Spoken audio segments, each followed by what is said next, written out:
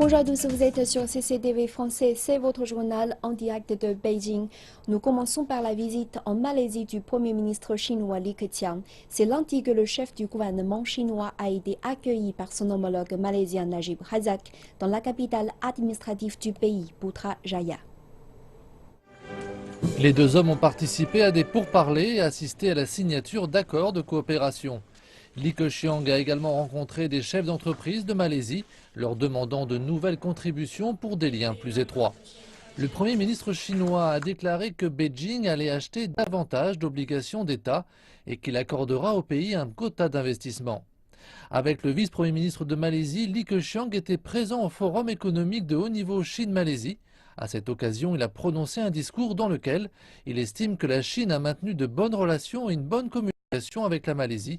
Il a d'ailleurs réitéré la volonté chinoise d'accentuer l'ouverture et d'intensifier les liens avec ce pays. Dans le cadre du programme des investisseurs institutionnels étrangers admissibles en renminbi, la Chine a décidé d'accorder un quota de 50 milliards de yuan à la Malaisie. La partie chinoise est également prête à investir dans les obligations d'État de Malaisie, en accord avec les principes du marché.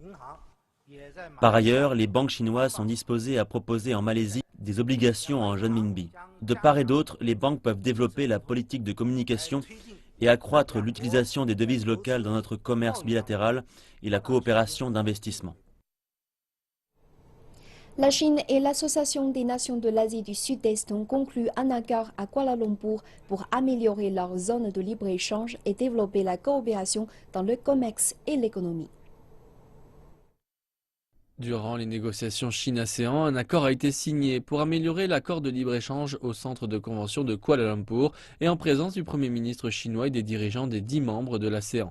L'amélioration de l'accord de libre-échange, la première de la Chine avec des partenaires commerciaux étrangers, a été conclue après seulement 4 séries de discussions qui ont officiellement commencé en août 2014. Couvrant une grande étendue de domaines comme les biens, les services, l'investissement et la coopération économique et technologique, l'amélioration aidera à réaliser l'objectif de renforcer le commerce bilatéral à 1 000 milliards de dollars d'ici 2020. Cela mettra en négociation sur le partenariat économique complet régional et la zone de libre-échange de l'Asie-Pacifique. La Chine fournira 3,6 milliards de yuan d'aide gratuite aux membres les moins développés de l'ASEAN l'an prochain et mettra en place le deuxième versement du prêt pour l'infrastructure Chine-ASEAN d'une valeur de 10 milliards de dollars. La Chine propose que les institutions financières établissent une association de coopération financière asiatique pour renforcer la communication parmi les institutions financières régionales et l'intégration des ressources financières. Durant les rencontres entre le Premier ministre Li Keqiang et les dirigeants de l'ASEAN, les deux côtés se sont mis d'accord sur un plan d'action pour les 5 prochaines années pour le partenariat stratégique Chine-ASEAN. Les rencontres de cette fois entre la Chine et les dirigeants de l'ASEAN sont parvenues à d'abondants résultats. Elles ont adopté le plan d'action pour la mise en application de la déclaration commune sur le partenariat stratégique ASEAN-Chine pour la paix et la prospérité de 2016 à 2020. Le document inclut plus de 300 mesures coopératives, couvrant la sécurité politique, l'économie, l'humanité sociale et la coopération sous-régionale. C'est un plan global pour la coopération entre les deux côtés et un important soutien pour la construction de la communauté de l'ASEAN. La Chine est actuellement le plus grand partenaire commercial de l'ASEAN et l'ASEAN est le 3e plus grand partenaire commercial de la Chine. Grâce à l'accord de libre-échange qui a pris effet en 2010, le commerce bilatéral Chine-ASEAN a été multiplié par presque 9, de 55 milliards de dollars en 2002 à plus de 480 milliards en 2014. La Chine et la Malaisie font constamment des progrès dans leurs relations politiques, économiques et culturelles. L'an dernier, les deux pays ont célébré 40 années de liens diplomatiques. Les investissements dans les deux sens augmentent rapidement. Le volume de leurs échanges bilatéraux représente aujourd'hui plus de 100 milliards de dollars américains par an. Depuis que la Chine et la Malaisie ont établi des relations diplomatiques en 1974, leurs liens politiques et culturels se sont renforcés, tout comme leurs relations économiques. Les deux pays sont membres de l'APEC et la Malaisie compte en son sein une importante communauté chinoise. Parmi les pays de l'ASEAN, la Malaisie a été le partenaire commercial le plus important de la Chine au cours des 7 dernières années. La Chine, elle, est le premier partenaire commercial de la Malaisie. En 2013, le volume des échanges entre les deux pays a atteint 106 milliards de dollars américains, faisant de la Malaisie le troisième plus important partenaire commercial de la Chine en Asie, juste derrière le Japon et la Corée du Sud. Ce volume est toutefois descendu à 102 milliards de dollars américains en 2014. Lors de la visite en Chine de Najib Razak l'an dernier, où il fut reçu par le Premier ministre Li Keqiang, les deux dirigeants se sont accordés sur un objectif de volume d'échanges commerciaux de 160 milliards de dollars américains à atteindre en 2017. Ils se sont également mis d'accord pour améliorer leur coopération économique et financière, particulièrement dans le traitement des eaux et la construction ferroviaire. Depuis 1991, des représentants malaisiens et chinois se sont rassemblés dans le cadre des réunions de consultation stratégique pour échanger des points de vue sur des sujets d'ordre bilatéraux et régionaux. En 2013, les deux pays se sont entendus pour approfondir leurs relations jusqu'à former un partenariat stratégique global. Ils ont nommé l'année 2014 l'année de l'amitié afin de marquer les 40 ans de leurs relations diplomatiques. La Malaisie est aujourd'hui un point stratégique sur le parcours de la route de la soie maritime du XXIe siècle. Une route qui fait partie de l'initiative chinoise « Une ceinture, une route ». Le Premier ministre britannique David Cameron a déclaré à Paris qu'il est convaincu que le Royaume-Uni devra mener des frappes aériennes militaires aux côtés de la France et des autres partenaires présents sur le théâtre syrien pour vaincre définitivement l'État islamique. Lors d'une conférence de presse commune avec le président français François Hollande, Cameron a déclaré qu'il permettra à la France d'utiliser la base aérienne britannique de Chypre, ainsi qu'une assistance lors des opérations de ravitaillement en vol. Cameron a par ailleurs fait savoir qu'il présentera à la fin de cette semaine au Parlement britannique un plan stratégique détaillé pour vaincre l'État islamique. Le Premier ministre britannique est convaincu que le Parlement se prononcera en faveur du lancement des frappes aériennes contre l'État islamique, après les attentats qui ont frappé le cœur de Paris et qui ont tué 130 personnes. Il a par ailleurs déclaré que le Royaume-Uni allait accentuer ses efforts pour partager ses renseignements avec la France et les autres partenaires européens. François Hollande a pour sa part prévu d'intensifier les frappes aériennes contre les positions de l'État islamique en Syrie. Le porte-avions français Charles de Gaulle est opérationnel depuis lundi. Nous faisons face tous ensemble à une menace et nous devons partager les informations et les renseignements pour mieux nous protéger contre ces terroristes. Le Royaume-Uni et la France travaillent déjà dans cette direction.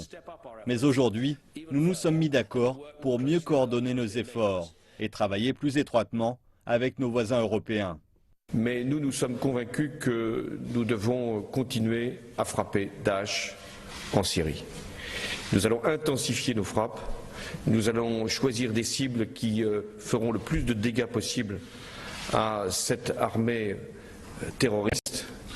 Et notre porte-avions, qui va bientôt arriver sur zone, a été clairement mandaté pour frapper et frapper dur contre Daesh. 10 jours ont passé depuis les attaques de Paris et les efforts pour retrouver les criminels se sont déplacés vers la capitale de la Belgique, Bruxelles.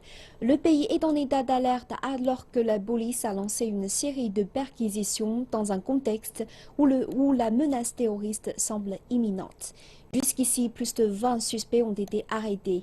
Pendant que toute l'Europe ressent les effets des événements de Paris, plusieurs se demandent si une autre attaque est vraiment imminente et se questionnent sur ce qui peut être fait pour contrer la menace terroriste intérieure. Une ville sous haute surveillance. 22 perquisitions par jour, mais toujours aucune trace du principal suspect des attaques de Paris. Jusqu'à maintenant, aucune arme ou explosif n'ont été découverts. Salah Abdeslam ne fait pas partie des personnes arrêtées lors des perquisitions. Une gare de train importante et tout le métro ont été fermés. Les autorités ont conseillé aux citoyens d'éviter les endroits publics. Ce n'est donc pas une surprise si les Belges sont nerveux. Je suis totalement inquiet parce que ça fait quand même 20 ans que j'habite à Bruxelles et j'ai jamais eu ça, marcher dans la rue. On m'a arrêté tantôt pour me dire que ça serait bien de ne pas marcher dans la rue maintenant, aujourd'hui, quoi. Donc je trouve ça assez paniquant, quoi. C'est un climat d'insécurité qui malheureusement, à mon avis, n'est pas prêt de s'arrêter, malheureusement. L'enquête s'est déplacée en Belgique depuis la découverte d'armes reliées aux attaques de Paris dans une maison de la banlieue de Bruxelles. Située dans un quartier où vit principalement une population arabe, la résidence a abrité au moins 3 des attaquants de Paris, tous des résidents belges de descendance marocaine. Plusieurs craignent maintenant que le principal suspect dans les attaques de Paris, Salah Abdeslam, planifie une nouvelle attaque en Belgique. La Belgique s'est retrouvée dans une position encore plus délicate après que les autorités turques ont arrêté un autre Belge de descendance marocaine, décrit comme un militant du groupe État islamique. Plusieurs attaques terroristes qui se sont déroulées récemment ont un lien direct avec la Belgique. Un des cerveaux des attentats à la bombe à Madrid en 2004 a vécu à Bruxelles pendant un certain temps. Le meurtre en 2014 de 4 personnes dans le musée juif de Belgique impliquait aussi un suspect qui avait des liens avec la minorité arabe de Bruxelles. Plusieurs se demandent maintenant comment le pays est devenu une frayère pour les extrémistes. La division existante entre les francophones et les néerlandophones dans le pays servirait d'écran de fumée pour les islamistes.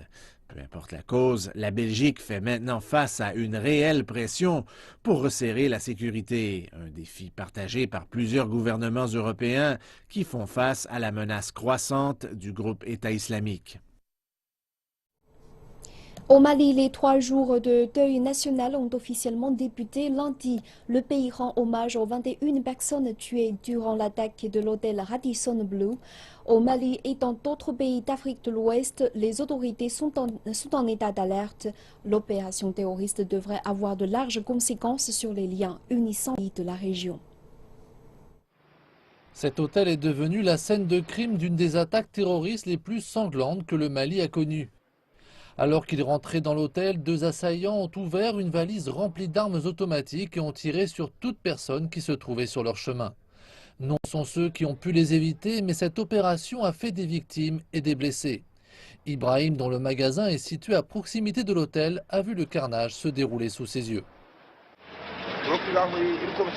C'était très grave, c'est incompréhensible.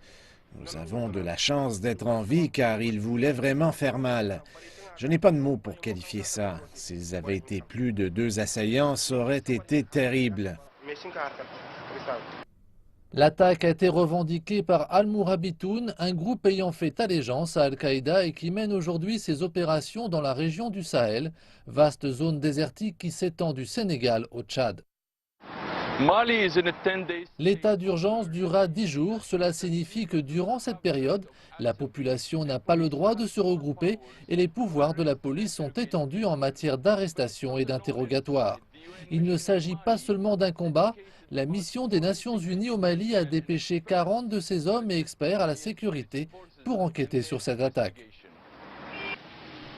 Le président malien a reçu son homologue sénégalais ainsi que le président de la communauté des pays d'Afrique de l'Ouest. Pour eux, cette opération a modifié à jamais l'Ouest de l'Afrique. Nous avons comme eu des mesures de facilitation de l'aller et venir entre nos pays, de libre circulation des personnes et des biens. Macky a dit combien il serait souhaitable aujourd'hui que nous revisitions cette clause-là. Aucun pays ne doit considérer qu'il est à l'abri dès lors qu'il y a une philosophie de la mort qui est vulgarisée et malheureusement à travers Internet, il y a un moyen très rapide d'endoctrinement. Lundi, le Mali a commencé 3 jours de deuil national à la mémoire des victimes des terroristes. Le combat contre le terrorisme sera, lui, beaucoup plus long. En Syrie, le conflit entre les forces de Bachar el-Assad et la coalition menée par les États-Unis est devenu une bataille complexe impliquant plusieurs acteurs très différents les uns des autres. La guerre a fait jusqu'à maintenant plus de 250 000 victimes. L'attention est actuellement concentrée sur les combats contre les djihadistes du groupe État islamique. La menace de cette organisation s'est étendue à l'Europe depuis les attaques terroristes de Paris il y a 10 jours. Pour la Russie, protéger Assad et confronter le groupe État islamique est devenu plus important puisque ces militants ont fait exploser un avion de Russes dans la péninsule du Sinaï en Égypte le 31 octobre, tuant les 224 personnes à bord. La Russie avait, un mois auparavant, lancé une vague d'attaques aériennes. La secte alaouite d'Assad est une branche de l'islam chiite et a des liens étroits avec l'Iran. La Russie et l'Iran ont continué à soutenir le gouvernement Assad. Dans une interview avec la chaîne de télévision chinoise Phoenix le 9 novembre, Bachar el-Assad a déclaré que peu importe le système politique qui sera en place en Syrie dans l'avenir, il devra être laïque. Si vous voulez parler de l'avenir de la Syrie, c'est principalement le système politique, le parlementarisme, un système présidentiel, semi-présidentiel, fédéral, confédéral, etc. Mais la chose la plus importante pour nous et pour moi est que la Constitution et que tout le système et le pays en général devraient être laïques. Laïque ne signifie pas contre la religion, la sécularité signifie la liberté de religion. Le système qui peut inclure chaque religion, chaque fidèle, chaque secte, chaque ethnie sous un seul parapluie, c'est le parapluie syrien.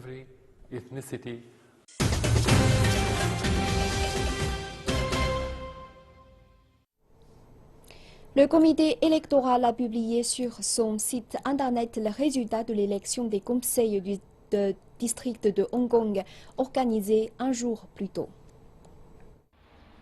Après le décompte, les résultats ont montré qu'un total de 431 personnes avaient été élues comme membres de conseils de district. L'Alliance démocratique pour l'amélioration et le progrès de Hong Kong, le DAB, a obtenu 119 sièges et s'est emparé d'environ 30% des sièges. C'est la première élection globale organisée à Hong Kong depuis le mouvement illégal Occupy Central et la réforme politique.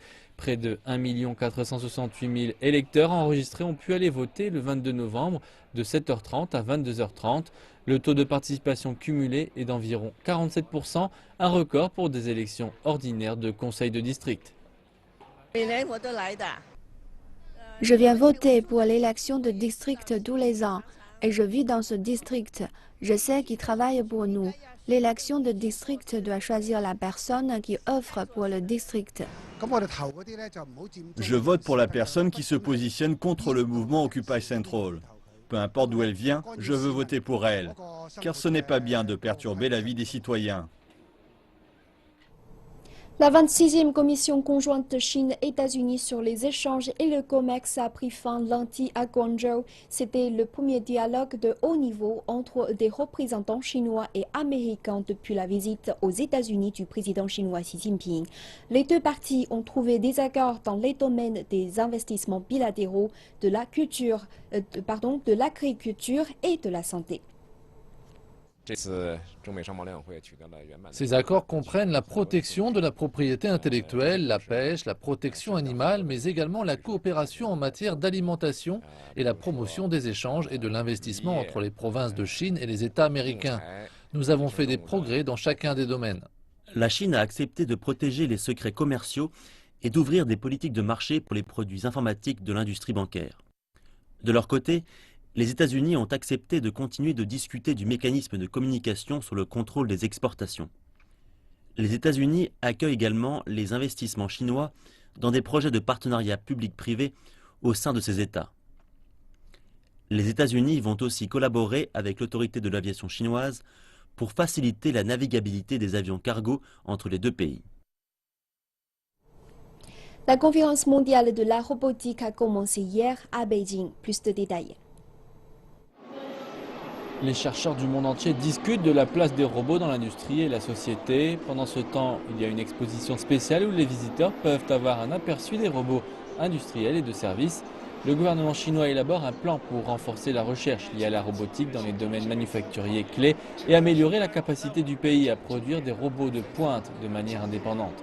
57 000 robots industriels ont été vendus en Chine l'an dernier, une augmentation de 55% sur une base annuelle. Cela représente également un quart des ventes mondiales. Le vice-président chinois Li Yuanchao s'est exprimé à la cérémonie d'ouverture de la conférence. La Chine a placé la priorité sur la manufacture digitale et robotique et c'est une partie de notre stratégie nationale. Nous voulons énormément renforcer la coopération avec d'autres pays pour améliorer la recherche et accélérer l'industrialisation de la technologie robotisée. Le Japon a joué un rôle majeur dans la recherche robotique. L'utilisation des robots est répandue à tous les aspects de la société. Le Japon est connu pour ses diverses recherches et les applications de la robotique, de la fabrication au divertissement. Récemment, le gouvernement japonais a annoncé qu'il soutiendra la recherche et le développement robotique dans le cadre des stratégies innovatrices de revitalisation de l'économie. Ainsi, il espère donner un nouvel éclat à la robotique japonaise. L'application pratique d'un certain nombre de robots, on peut le voir ici, au Gateway de Tokyo, à l'aéroport de Haneda. Ici a été introduit l'hybride assistive LIM de Cyberdine, le premier exosquelette dans le monde, une sorte d'armure robotique conçue pour détecter des signaux électriques émis par le cerveau de la personne qui la porte et permet de démultiplier la force pour aider l'humain à soulever facilement des objets lourds.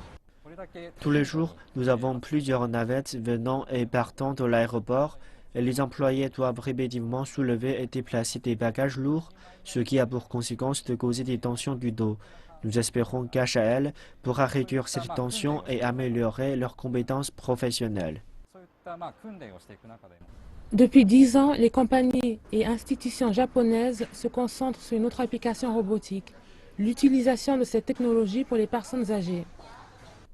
Nous n'avons pas suffisamment de gens travaillant dans le secteur des services sociaux, mais nous devons tout de même fournir des soins aux personnes âgées et les aider à rester indépendantes. Nous avons pensé utiliser la robotique que le Japon a acquise au cours des années pour régler les différents problèmes que les services sociaux au Japon ont à faire face à l'avenir. Certains robots aideront physiquement les travailleurs sociaux et les autres auront des rôles différents dans les maisons de retraite. Palro est un robot compagnon conçu pour tenir de simples conversations, amuser et donner des instructions aux personnes âgées pour qu'elles fassent des exercices réguliers. Les docteurs japonais ont affirmé que Palro avait des effets thérapeutiques. Il aide les personnes affectées par la démence à interagir avec les autres et à améliorer leur niveau de communication. Beaucoup de personnes âgées s'identifient à un mignon petit compagnon, même ceux qui sont hésitants quand il s'agit de communiquer avec le personnel humain. Il est amusant, il danse, il chante et me raconte des blagues. Je m'amuse. Les experts disent que dans la prochaine décennie, l'utilisation des robots dans le secteur des services sociaux se développera rapidement. Le Ghana est l'une des économies les plus dynamiques d'Afrique de l'Ouest, mais ces dernières années, beaucoup de grandes villes du pays connaissent encore des pénuries d'eau et d'électricité. Un nombre croissant d'investisseurs chinois coopèrent actuellement avec les entreprises et les gouvernements locaux. Les investissements concernent des projets qui ont largement permis de réduire les pénuries chroniques. Jafar est un chauffeur ordinaire, il habite avec sa famille dans le district de Matina dans la capitale Accra. Il partage avec 5 autres familles cette petite cour. Les femmes de chaque foyer doivent jongler entre les tâches domestiques quotidiennes tout en s'occupant de leurs enfants et en préparant le repas. Jafar nous rappelle que la plupart des familles ont des gros bidons d'eau en raison de l'absence d'eau du robinet. L'approvisionnement quotidien en eau dépend totalement des camions-citernes.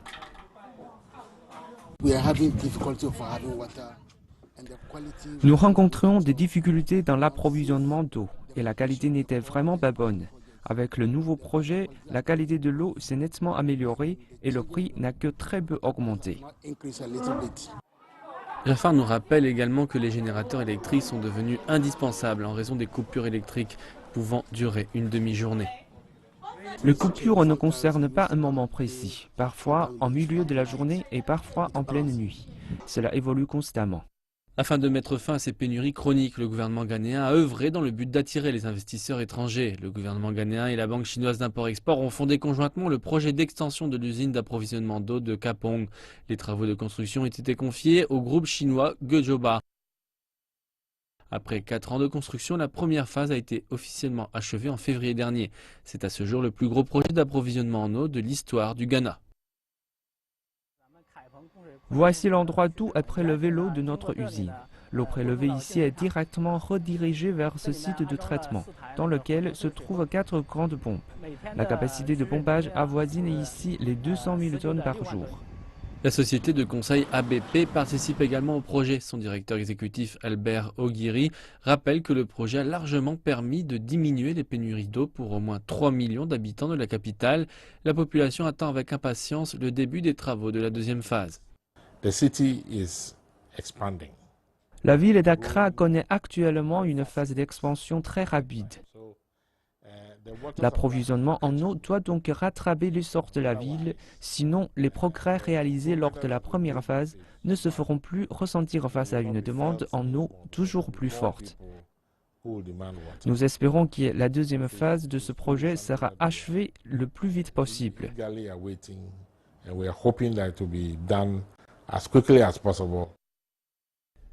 Ces dernières années, on constate un nombre toujours plus important d'entreprises chinoises investissant dans des projets énergétiques au Ghana, notamment dans des unités de production de gaz naturel et d'énergie hydraulique. Sunon Asogli Power possède la plus grande usine de production de gaz combustible du pays.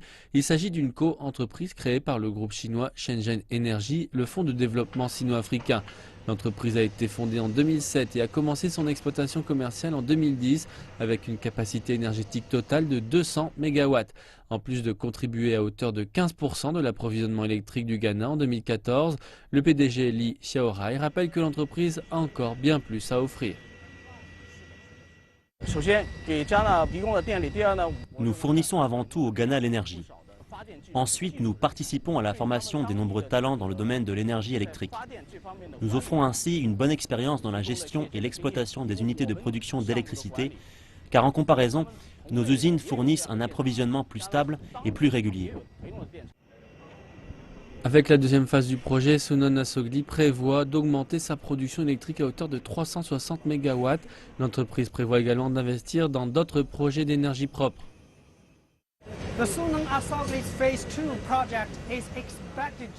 La deuxième phase du projet de Sunon Asogli devrait être terminée au milieu de l'année prochaine. En plus de son usine électrique fonctionnant au gaz naturel, l'entreprise prévoit également, dans les 5 prochaines années, d'investir dans une usine fonctionnant au charbon et dans un projet de parc d'éoliennes. Ces projets garantiront un approvisionnement d'électricité sécurisé, stable et abordable à l'ensemble de la population ghanéenne, tout en élevant le niveau de la coopération énergétique entre la Chine et le Ghana.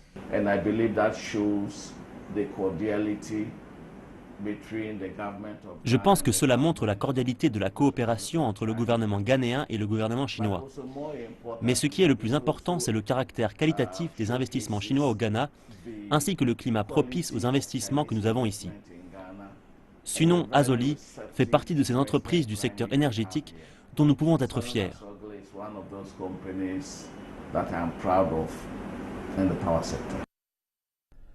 La croissance économique importante du Ghana nécessitera plus d'infrastructures pour garantir un bon approvisionnement en eau et en électricité. Nombre d'investisseurs chinois cherchent à relocaliser une partie de leur ligne de production et leur technologie au Ghana. Les deux parties croient que le peuple ghanéen bénéficiera dans les années non seulement de l'augmentation de la capacité de production, mais aussi d'un plus haut niveau de coopération entre les deux pays. Et voilà, c'est la fin de cette édition. Merci de votre fidélité. Je vous retrouve tout à l'heure pour une nouvelle édition de l'Afrique Info.